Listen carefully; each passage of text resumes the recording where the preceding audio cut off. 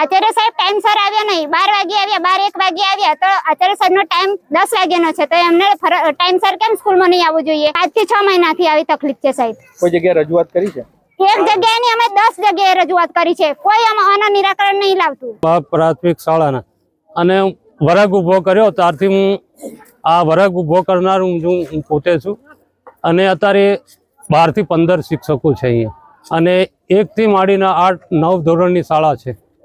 તો આચાર્ય ચાવીઓ એમની પાસે છે, બાકીનો સ્ટાફ આવેલો છે, અને તાળું ખોલ્યું નથી, એટલે બાળકો અંદર જઈ શક્યા નથી, સ્ટાફે પણ અંદર જઈ શક્યો નથી.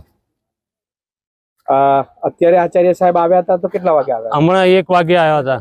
તો પછી તાળું ખોલતા હતા કે બંધ? તો બીજા માખલિયા પી સેન્ટરના આચાર્યને લઈને આવ્યા હતા, અને તાળું ખોલવા માંગતા. તો અમે તાળું પહેલા તમારી ભૂલ સ્વીકારો, પછી તાળું ખોલો, બરાબર?